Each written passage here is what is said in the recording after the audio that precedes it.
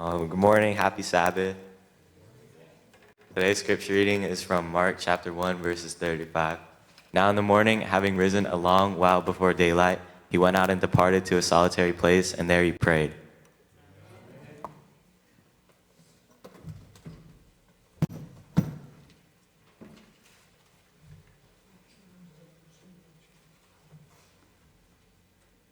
행복한 안식일입니다.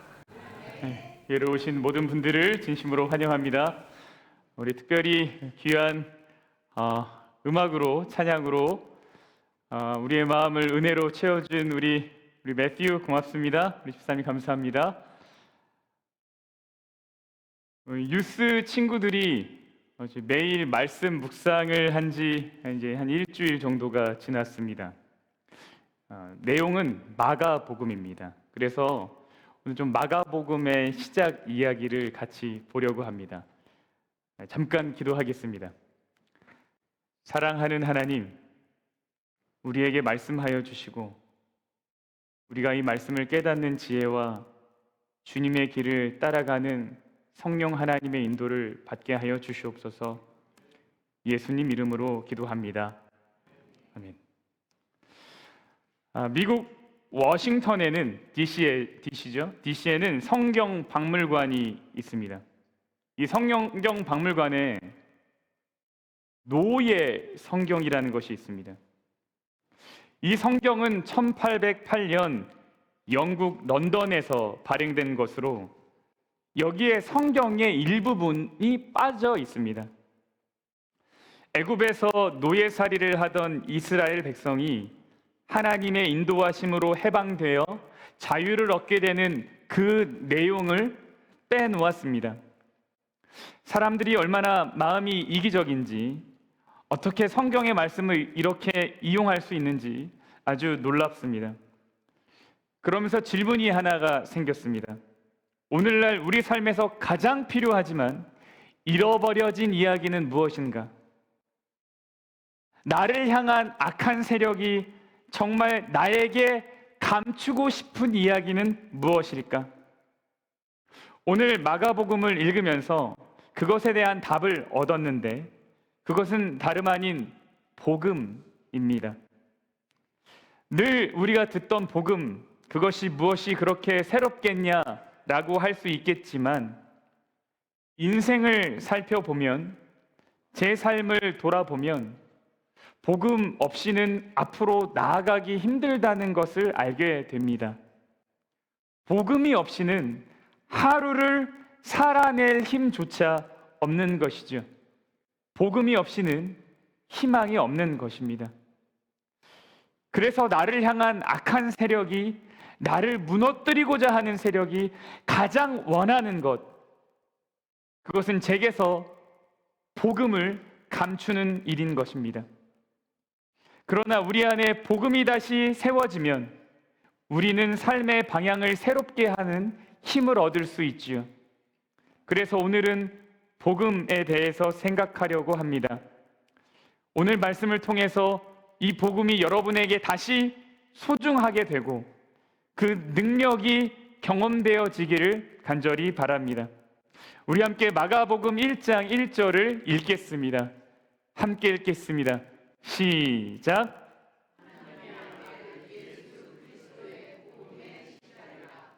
마가복음의 초점은 하나님의 아들 예수 그리스도에 있습니다. 마가는 예수님이 하나님의 아들이라고 말하는 동시에 그리스도라고 말합니다.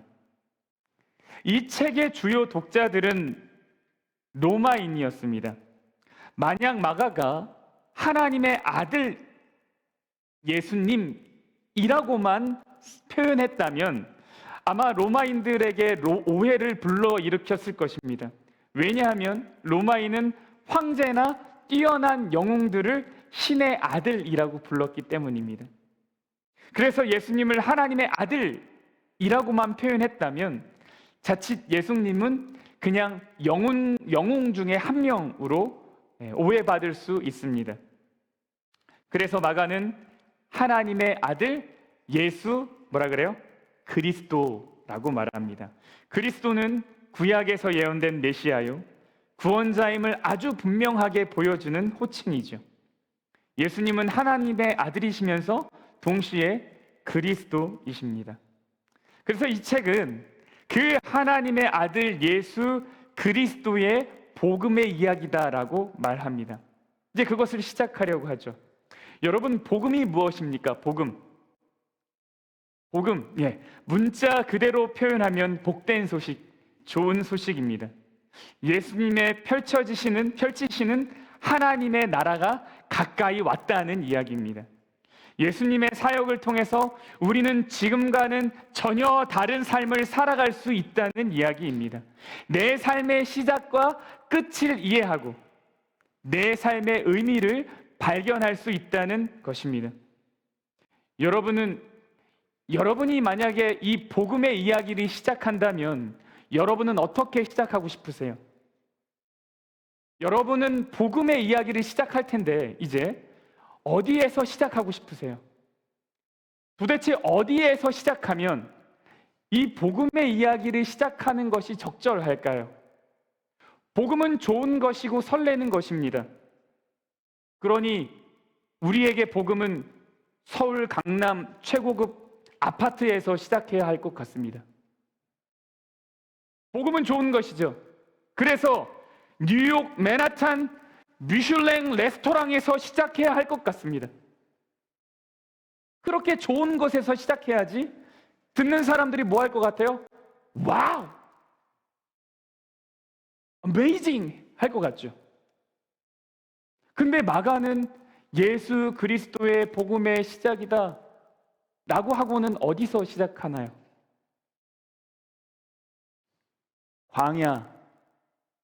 광야. 마가는 그 이야기를 광야에서 시작합니다. 복음의 시작의 배경은 광야입니다. 우리는 흔히 기독교는 내가 죄인이라는 것을 고백하는 데서 시작한다라는 것을 알고 있습니다. 그래서 어떤 사람으로 하여금 뭘 알려주고 싶냐면 당신이 사실은 뭐다? 죄인이다 라는 걸 말해주고 싶죠. 그래서 하는 질문이 무엇입니까? 당신이 오늘 죽으면 하늘에 갈 수 있겠습니까? 이 질문을 던지죠. 왜요? 당신의 실상은 뭐다? 죄인이라는 걸 말해주고 싶어서 그래요. 여러분, 이 질문은 굉장히 중요한 질문이고 필요한 질문이라고 생각합니다. 그러나 이 질문 때문에 우리는 종종 사람들이 죄인에 대해서 나아가서 죄라는 것에 대해서 잘못된 시선을 갖는다는 것을 알아야 합니다. 내가 죄인이다라고 하는 말은요, 내가 죄를 지었다라는 말, 나는 범죄자입니다라는 말 이전에 내 삶이 광야입니다 라고 하는 말입니다. 내 삶이 뭐라고요? 광야예요. 내가 죄인입니다라는 얘기는 내 삶이 광야 같습니다 라고 하는 이야기라는 거예요. 여러분, 광야가 어떤 곳입니까? 광야는 황망한 곳입니다. 아무것도 없기 때문에 외로운 곳이에요. 그렇죠? 얘기하잖아요. 광야는 목마른 곳이에요. 물을 구하기가 어려워서 내 목마름을 해결하기 위해서 막 헤매야 하는 곳입니다. 광야는 뜨거운 곳이에요. 햇빛을 가릴 그늘이 찾기 어려워서 그 뜨거움을 견뎌야 하는 곳입니다. 광야는 추운 곳입니다. 밤에 나를 따뜻하게 감싸줄 것이 없어서 어둠과 추위를 견뎌야 하는 곳이죠. 여러분, 광야는 위험한 곳입니다.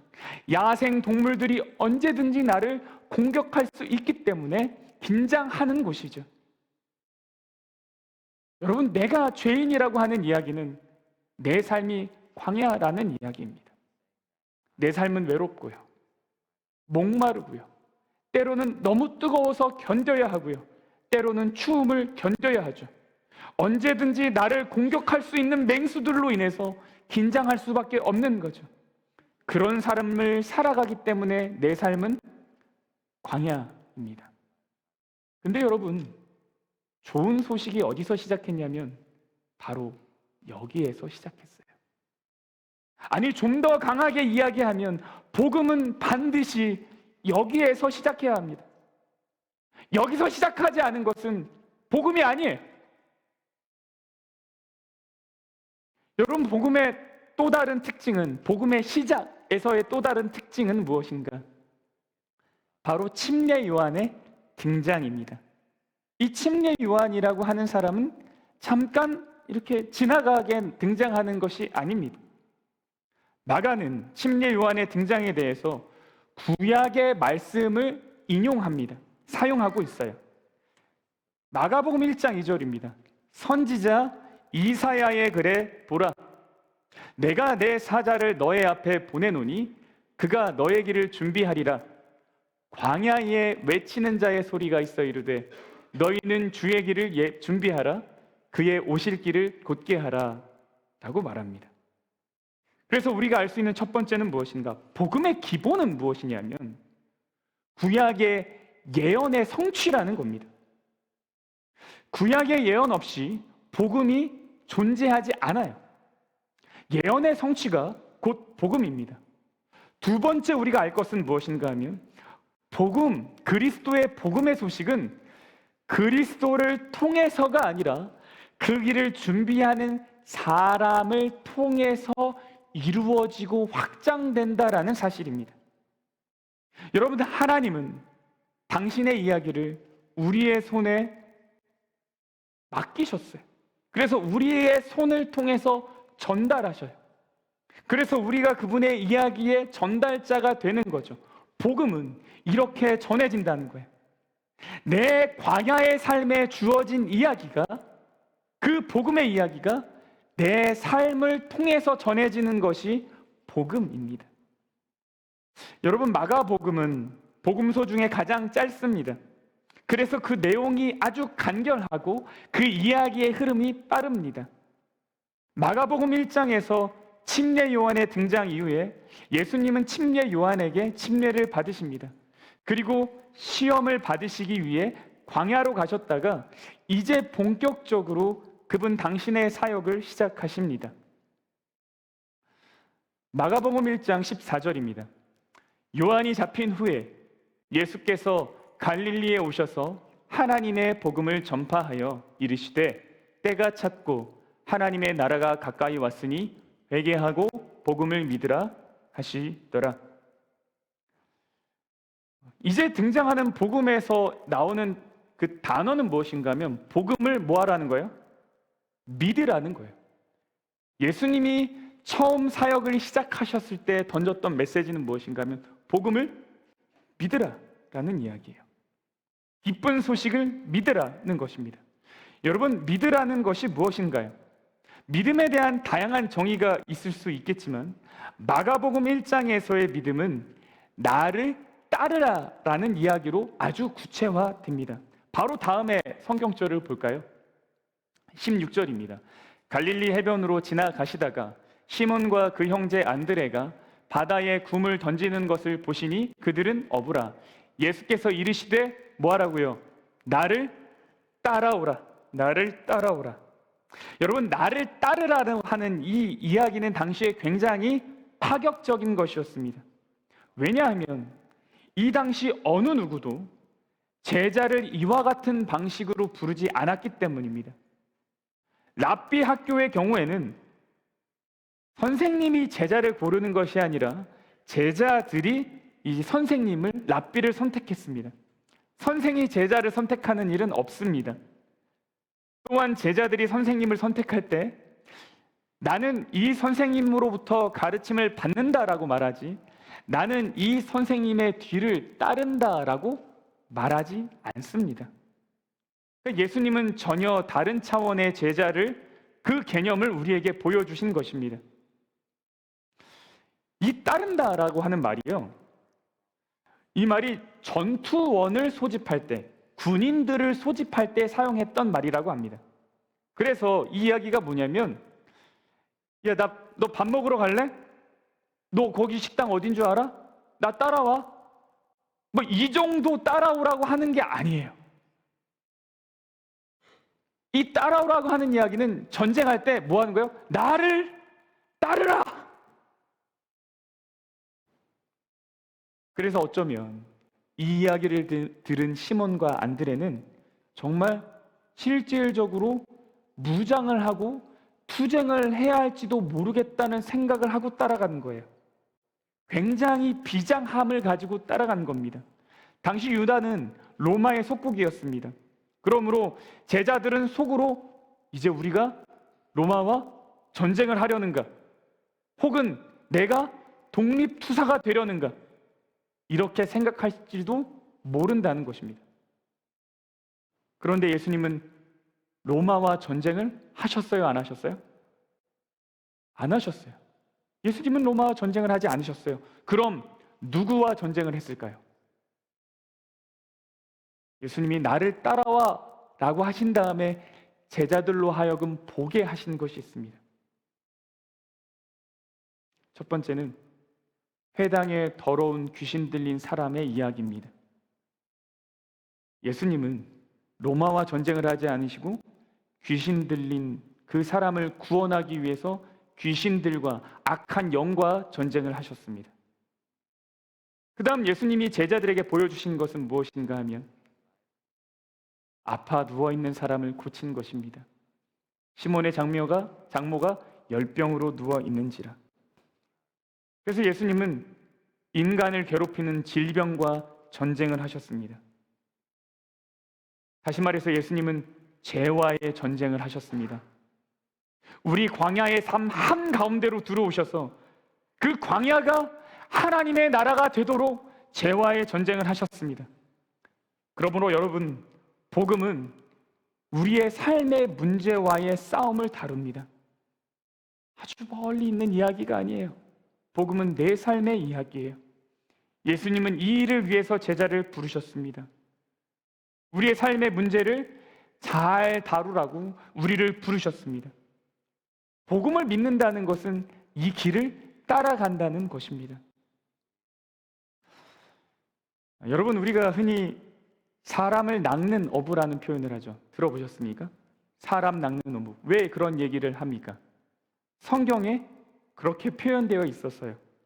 근데 아마 이 이야기가 우리 영어권 분들에게는 사실 이렇게 잘 와닿지 않을 수도 있습니다. 왜냐하면 영어에는 낚는다는 표현이 없기 때문이죠. 영어는 뭐라고 되어 있어요? Just fishers of men 이라고 되어 있죠. 원어에도 낚는다 라는 표현이 없습니다. 원어대로 하면 뭐예요? 사람들의 어부입니다. 물고기는 어디에서 살죠? 물에서 살죠. 물이 있어야 살죠. 낚이면 뭐 하는 거예요? 죽는 거예요. 그러니까 사람을 낚는다는 표현은 사실 뭐 하지 않아요? 어울리지 않아요. 왜요? 우리는 사람 죽으라고 낚는 것이 아니죠. 우리는 사람을 살리려고 하기 때문입니다. 그래서 사람들의 어부란 사람들을 위한 어부라는 말입니다. 근데 우리는 이 낚는다라는 표현 때문에 여러 가지 방법으로 뭘 해요? 사람을 낚죠. 제가 뉴스를 낚죠. 이렇게 말씀 잘 들으면 사탕 준다. 이렇게. 아니에요. 우리 낚으려고 하는 거 아니에요. 복음은 사람을 위한 겁니다. 복음은 사람을 낚는 게 아니에요. 복음은 사람을 위한 겁니다. 복음의 내용들을 우리가 좀 살폈는데요. 복음의 시작의 배경은 광야이고 그것은 우리를 통해서 시작하고 그 이야기는 우리의 삶의 문제를 다루고 그것은 단순히 나를 위한 것이 아니라 다른 사람들을 위한 것, 모두를 위한 것이라는 것을 보았습니다. 그리고 이제 제가 마가복음 1장을 보면서 제게 가장 어떤 큰 울림을 준 내용을 좀 보려고 합니다. 바로 이 장면입니다. 복음의 시작을 이야기하는 데 있어서 예수님이 하신 것이 무엇인가? 새벽 오히려 미명에 예수께서 일어나 나가 한적한 곳으로 가사 거기서 뭐 하시더니요? 기도하시더니. 여기서 예수님이 기도하셨던 장소를 뭐라고 말합니까? 한적한 곳. 그런데 여러분, 이게 원어가 광야입니다. 원어로는 광야입니다. 예수님은 광야로 기도하러 가셨습니다. 근데 여러분, 이 말이 사실 틀린 거예요. 왜냐하면 당시 예수님이 계신 곳 주변의 땅을 경작하던 시기예요. 그렇기 때문에 주변에 뭐가 많아요? 풀, 먹을 거 이런 것들이 있는 때예요. 그러니까 광야라고 말할 수가 없죠. 그 얘기는 뭐냐면 마가는 이 단어를 아주 의도적으로 사용했다는 거예요. 이 마가라는, 광야라는 단어를요. 왜 마가는 예수님이 광야로 가셔서 기도하신 것으로 표현했을까? 마가복음에는 예수님이 기도하시는 장면이 3번 등장합니다. 첫 번째는 오늘의 본문, 이 복음서의 시작에서고요. 두 번째는 떡 5개랑 물고기 2마리로 5,000명 먹이셨을 때, 그때도 잠깐 피하셔서, 세 번째는 겟세마네에서 계셨을 때, 십자가 지기 바로 전에. 근데 그 기도의 배경이 다 뭐냐면 밤이거나 새벽이거나 외딴 곳, 한적한 곳, 광야, 이런 곳으로 등장합니다. 여러분, 광야는 홀로 서는 곳입니다. 예수님은 홀로 서기를 하십니다. 누군가에게 기대고 의지하고 사람을 의지하는 것이 아니라 홀로 하나님을 생각하시고 씨름하셨습니다. 그리고 그 시간을 통해서 힘을 얻으셨습니다. 근데 우리의 삶은 너무나 바쁩니다. 너무 분주해서 어떨 때는 밥 먹을 시간조차 아깝습니다. 해야 할 일이 많고 하고 싶은 일도 많습니다. 먼 거리를 단숨에 갈 수 있는 차를 타면서도 더 빨리 가려고 뭐예요? 과속을 해요. 이미 엄청 빨리 가는데 더 빨리 가려고. 우리의 삶은 너무 바빠요. 기도하기도 바빠요. 근데 이때 당시 사실 제자들이 그랬습니다. 예수님이 35절에 이 새벽에 한적한 곳으로 기도하러 가시기 바로 전날, 제자들이 어떤 그 삶을 살고 있었냐면 아주 분주하고 아주 신나는 하루를 보냈습니다. 볼까요? 32절입니다. 저물어 해질 때에 모든 병자와 귀신 들린 자를 예수께 데려오니 온 동네가 문 앞에 모였더라. 예수께서 각색 병든 많은 사람을 고치시며 많은 귀신을 내어 쫓으시되 귀신이 자기를 알므로 그 말하는 것을 허락지 아니하니라. 그 동네의 모든 아픈 사람, 모든 귀신 들린 사람이 예수님께 나와왔어요. 소위 예수님의 전도 프로그램이 대박이 난 거죠. 대박. 진짜 엄청 잘 된 거예요. 근데 그 다음날 새벽에 예수님은 뭐 하시는 거예요? 기도하러 가시는 거죠. 제자들이 예수님을 급히 찾았어요. 급히. 그리고 기도하시는 예수님을 쫓아와서 한 이야기가 뭐냐면, 아니, 사람들이 기다리고 있는데 여기서 뭐 하고 계세요? 아니, 사람들이 예수님 기다린다니까요? 지금 여기서 뭐 하고 계세요? 이렇게 예수님을 찾습니다. 우리는 물 들어올 때 뭐 하라 그래요? 노를 저어라. 제가 영어로는 무슨 표현이 있나 이제 봤더니 뭐 제 영어 발음을 들으실 수 있는 제가 한번 여러분을 테스트. 영어로는 이렇다고 합니다. Strike the iron while it's hot. Strike 뭐예요? 때리는 거죠. 철을 때려라. 언제요? 철이 뜨거울 때. 아주 그렇죠? 철은 뜨거울 때 때려야 제맛이죠. 노는 물이 있을 때 저어야 제맛이죠. 지금 예수님의 사역에 물이 들어왔어요. 예수님의 사역에 철이 뜨거워졌어요. 지금이 기회죠. 그러면 뭐 해야 돼요? 노를 저어야죠. 철을 때려야죠. 근데 예수님 지금 어디 계세요? 뭐 하고 계세요? 예수님이 기도하고 계세요. 그리고 다음에 뭐라고 하시는지 아십니까? 다음에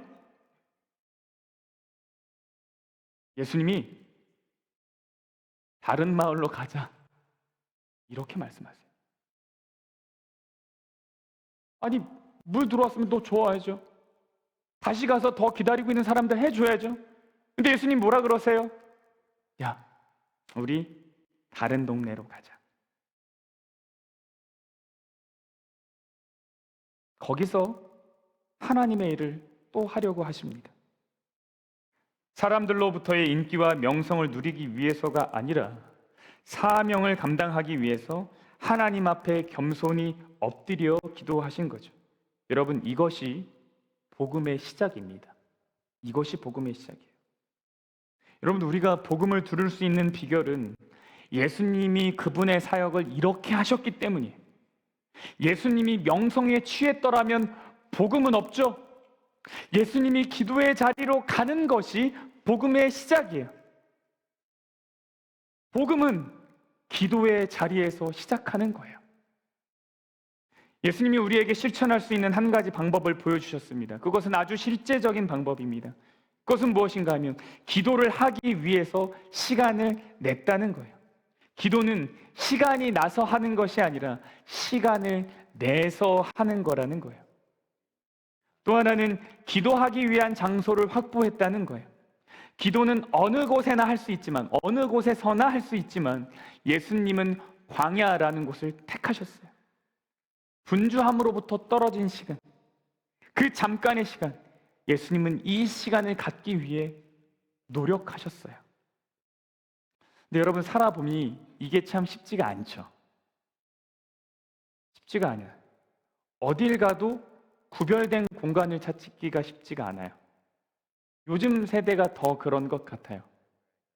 왜 그런가 봤더니 제가 보니까 저는 지금 갖고 있지 않지만 핸드폰, 스마트폰 때문에 그런 것 같아요. 여러분, 스마트폰이 내 손에 있는 한 우리는 세상을 손 안에 담고 사는 거예요. 그러니까 어디를 가든 어디와 연결되어 있어요? 세상과 연결되어 있어요. 구별되기가 쉽지가 않아요. 근데 예수님은 구별된 공간을 찾으셨어요. 우리 어떻게 구별된 공간을 찾을 수 있겠어요? 여러분의 손에서 스마트폰을 내려놓으셔야죠. 그래야지 구분이 되죠. 우리도 어느 한 부분이라도 이 세상과 분리된 어떤 공간이 필요해요. 그러니 여러분, 여러분의 집에 여러분만의 기도터를 만드세요. 어떤 분은 그것이 책상 앞일 수도 있고 어떤 분은 옷장 아닐 수도 있어요. 여러분만의 고요한 기도터를 만드세요. 그 자리로 가면 정말 하나님의 임재가 느껴지는 그런 장소를 만드세요. 예수님은 제자들에게 자신을 따라오라고 하면서 여러 가지 모습을 제자들에게 보여주셨습니다. 가르치는 모습 보여주셨고요. 귀신 쫓는 모습도 보여주셨어요. 병 고치는 모습도 보여주셨습니다. 그런데 진정으로 예수님이 제자들에게 알려주고 싶으셨던 것은 기도였을 것입니다. 왜냐하면 모든 사역의 배경에는 기도가 있었기 때문입니다.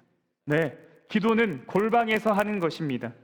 누군가에게 보이기 위해서 하는 것이 절대로 아닙니다. 그러므로 예수님도 제자들 보라고 기도하신 것은 아닐 것입니다. 그러나 당신의 사역의 근원이 무엇인지를 알려주고 싶으셨을 것입니다. 바로 복음의 시작이 어떻게 이루어지고 있는지를 알려주고 싶으셨을 것입니다. 오늘의 내용을 정리하면서요, 어떻게 예수 그리스도의 복음의 시작이 되는가 보았더니요, 배경은 광야이고 그 광야에서 예수님이 하신 일이 기도였어요. 그 이야기 속에 복음을 따른다는 이야기, 복음은 우리의 삶의 문제와의 투쟁이라는 이야기, 복음은 다른 사람을 위하는 것이라는 이야기가 이렇게 막 얽혀 있는 거죠. 여러분, 복음의 시작은 광야에서 기도하는 것입니다. 광야에서 기도하는 것이 복음의 시작입니다. 우리의 삶의 광야 같은 순간에 기도하는 것이 복음의 시작입니다. 그것이 그리스도의 이야기입니다. 예수님이 우리 삶에 복음의 이야기가 시작되길 원하세요. 우리 각자의 삶의 복음의 이야기가 시작되길 원하세요. 예수님이 우리의 삶이 광야인 것을 아세요.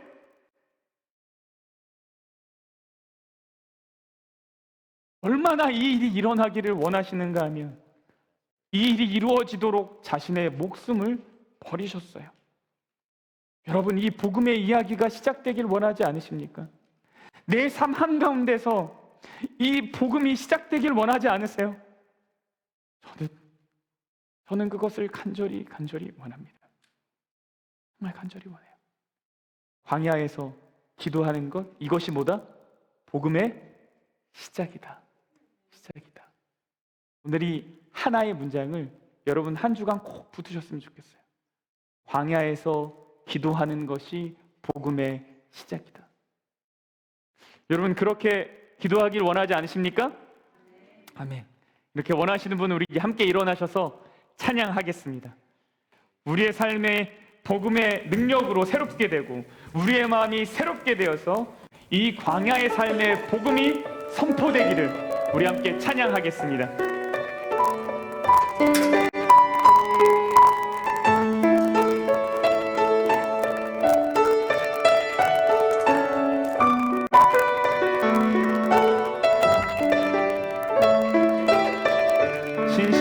진실하게